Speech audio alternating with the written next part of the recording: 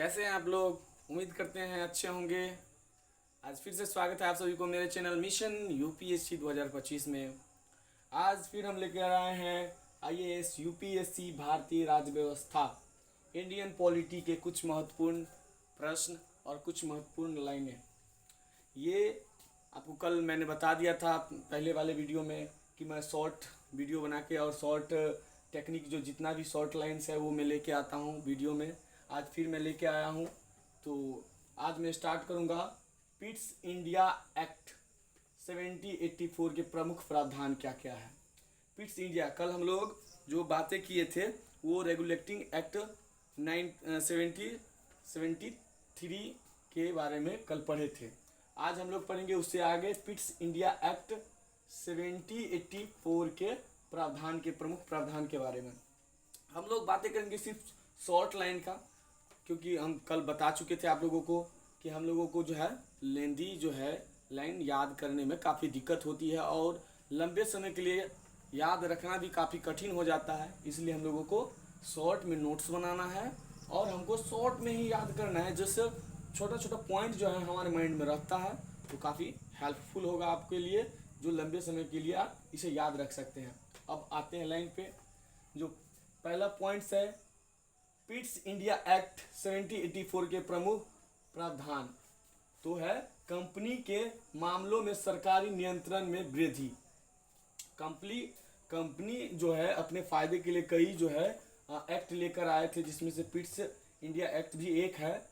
तो कंपनी के मामलों में सरकारी नियंत्रण जो कंपनी का अपना नियंत्रण था उसमें वृद्धि और नियंत्रण बोर्ड का गठन करना।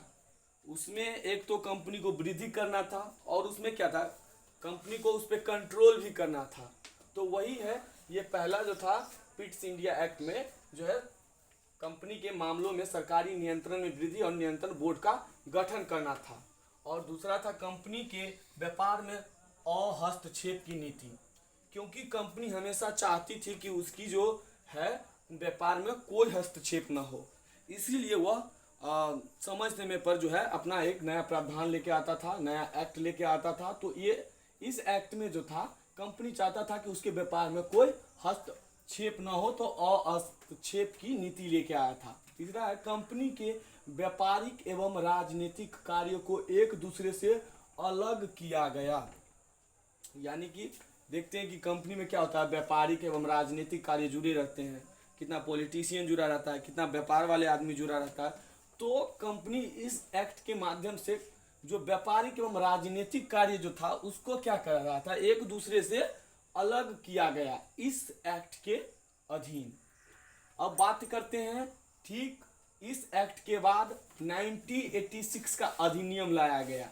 इसमें क्या था, इसमें गवर्नर जनरल को विशेष परिस्थिति में अपने परिषद के निर्णय को रद्द करने तथा अपने निर्णयों को लागू करने का अधिकार प्रदत्त किया गया। कल हम लोग पढ़े थे कि प्रावधान में कल जो था रेगुलेटिंग एक्ट के बारे में, तो उसमें कई प्रावधान दिया गया था, जिसमें मद्रास प्रेसिडेंसी और था बम्बई प्रेसिडेंसी, बंगाल प्रेसिडेंसी। तो इसमें जो प्रेसिडेंसी था उसका जो जनरल था वो गवर्नर जनरल था। तो इसको विशेष परिस्थिति में अपने परिषद को निर्णय करने और रद्द करने तथा अपने निर्णय को लागू करने का अधिकार जो था प्रदत्त किया गया। अब बातें करते हैं हम लोग चार्टर एक्ट 8013। एक था चार्टर एक्ट ये था 8030 में जो था, ये इसके बाद आया था, पिट्स इंडिया एक्ट के बाद आया ये। इसमें क्या था, कंपनी का व्यापारिक एकाधिकार समाप्त। कंपनी का जो एकाधिकार व्यापारिक था, कंपनी का व्यापारिक जो एकाधिकार था वो अपना उसका अधिकार था, उसको क्या करना था, समाप्त किया गया।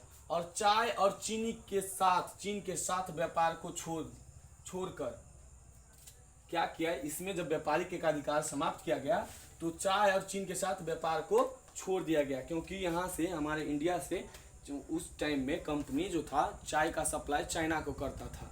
तो ये क्या किया गया, इसको छोड़ दिया गया, चाय के व्यापार को चीन के साथ छोड़ दिया गया। फिर कंपनी को अगले 20 वर्षों के लिए भारतीय प्रदेश तथा राजस्व पर नियंत्रण का अधिकार। पहले तो व्यापार करता था, उसके बाद जो था ज्यों ज्यों उसका शासन आगे बढ़ा कंपनी का, क्यों? कंपनी जो क्या किया, 20 वर्षों के लिए भारतीय प्रदेश, जितना भी प्रदेश था भारत में, उस सब पर राजस्व नियंत्रण का अधिकार अपने ऊपर ले लिया। जितना भी राजा था उससे जो था राजस्व कर का अधिकार अपने ऊपर ले लिया। किस में? तो ये था चार्टर एक्ट 1813 में। तो देख सकते हैं कि सब शॉर्ट्स लाइन है और इसमें जो है इम्पोर्टेंस इसके बारे में जो है वही फैक्ट्स है, तो आपको याद करने में भी ज़्यादा मेहनत नहीं करना पड़ेगा। अब बातें करते हैं प्रथम बार शिक्षा पर। थोड़ा ये लाइट कट चुका है, सॉरी दोस्तों, थोड़ी सी लाइट चली गई थी तो हमको वीडियो रोकना पड़ा। अब बात हम लोग यहाँ थे चार्टर एक्ट पे, तो यहाँ तक आ गए थे कि कंपनी को अगले 20 वर्षों के लिए भारतीय प्रदेशों तथा राजस्व पर नियंत्रण का अधिकार करना पड़ा, क्योंकि उस टाइम जो था जो कर से काफ़ी ज़्यादा पैसा आता था, तो कंपनी ने सभी राजाओं से जो कर का प्रावधान था वो 20 सालों के लिए अपने ऊपर ले लिया, जो मैं उसनूंगा।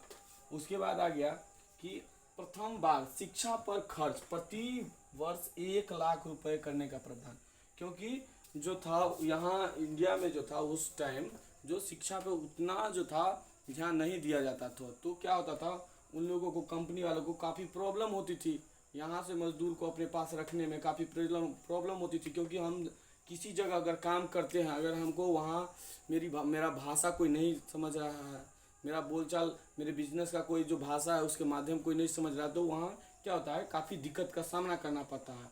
तो इसी तरह कंपनी को दिक्कत का सामना करना पड़ता था। यहाँ को जहाँ वह उस कंपनी बैठा था, जिस जगह उसका व्यापार चलता था, वहाँ क्या होता था उसको जो वहाँ का नागरिक था, वहाँ का जो सिविलियंस था, उसको उनकी भाषाओं को समझने में काफ़ी दिक्कत होती थी। तो यहाँ कई अंग्रेज ऑफिसर जो था शिक्षा का प्रावधान किया गया, तो चार्टर एक्ट के अंतर्गत ही शिक्षा का प्रावधान लाया गया। तो इसमें यह कहा गया कि प्रथम बार शिक्षा पर प्रतिवर्ष 1 लाख रुपए खर्च करने का प्रावधान किया गया, शिक्षा पर सिर्फ। तो यह एक अच्छी नीति हमको लग रहा है चार्टर एक्ट के अनुसार। फिर चार्टर एक्ट दूसरा जो आया वो आया जो 1833 में आया, ये फिर से एक 1813 में आया और एक चार्टर एक्ट जो था जो 1833 में आया। जब ये दोबारा आया तो जरूरी श्योरली ही इसमें जो इसी का कुछ बृहत्तम रूप होगा या इसी से जुड़ी हुई बातें जिसको डेवलप किया गया है। अब आते हैं इसमें क्या है, इस चार्टर एक्ट 1833 वाला में क्या है, तो इसमें कंपनी के सभी वाणिज्यिक अधिकारों का अधिकार समाप्त हो गए। चार्टर एक्ट जो 1833 है, इसमें कंपनी जितने भी वाणिज्यिक अधिकार था कंपनी के पास उसको समाप्त कर दिया गया। अब दूसरा था कंपनी को केवल राजनीतिक कार्य करने का प्रावधान था। यहाँ बात हम लोग किए थे कि क्या था, कंपनी के व्यापारिक एवं राजनीतिक कार्य को एक दूसरे से अलग किया गया, ये था। तो चार्टर एक्ट के दूसरे के अनुसार ये भी किया गया कि वाणिज्यिक अधिकार जितना था उसको खत्म कर दिया गया और कंपनी को केवल राजनीतिक कार्य करने का प्रावधान था। तो इस तरह इस दोनों का अलग किया गया चार्टर एक्ट 1833 के अनुसार। अब है बंगाल का गवर्नर जनरल, जो बंगाल प्रेसिडेंसी का गवर्नर जनरल था, अब समूचे भारत पर गवर्नर जनरल का अधिकार हो गया। कानून बनाने के लिए इसी गवर्नर जनरल का अधिकार हो गया। तो बंगाल प्रेसिडेंसी के अंतर्गत ही सभी कार्य किया गया था। अब है गवर्नर जनरल को परिषद में एक विधि सदस्य सम्मिलित किया गया। विधि सदस्य क्या किया गया, सम्मिलित किया गया। तो यह हम लोग जो था 3 टॉपिक पढ़े हैं। पिट्स इंडिया एक्ट 1784 के प्रमुख प्रावधान, 1786 के अधिनियम, चार्टर एक्ट 1813, चार्टर एक्ट 1833। तो इस 4 टॉपिक में आपको जो इससे जुड़ी फैक्ट थी 2, 3, 4 करके वो मैंने यहाँ लिख दिया है। अगर आप चाहते हैं कि इसको आप लिख के याद करें, नोट्स बनाएं, क्योंकि मैं मैं प्रॉपर लेके आऊँगा आपके लिए एक एक करके हर एक वीडियो में। जो कल मैं इससे आगे कल वीडियो लेके आऊँगा, तो आप एक एक करके लिखिएगा तो भी बढ़िया रहेगा और याद करने में आपको सहूलियत होगी। तो मैं आशा करता हूँ कि पक्का आप यह लिख ही लीजिएगा और याद कीजिएगा, क्योंकि यह शॉर्ट लाइन है और लंबे समय के लिए आपको याद रहेगा।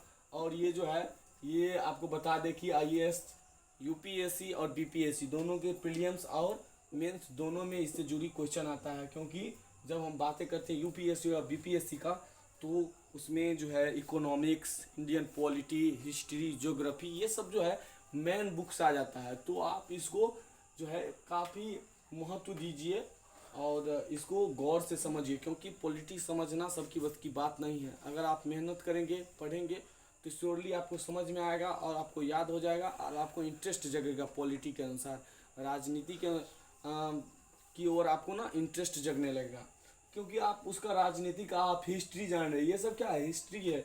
ये जो था ईस्ट इंडिया कंपनी के टाइम में ये सब अधिनियम था, उसको उन्हीं के द्वारा ये सब लाया गया था, उसके एकाधिकार के द्वारा लाया गया था। तो आप ये सब पढ़िएगा तो पॉलिटी में आपको जो है रुचि आ जाएगी। तो उम्मीद करता हूँ ये आपको अच्छा लगा होगा। तो आज के वीडियो में इतना ही, मिलते हैं कल के वीडियो में। बाय बाय, जय हिंद दोस्तों।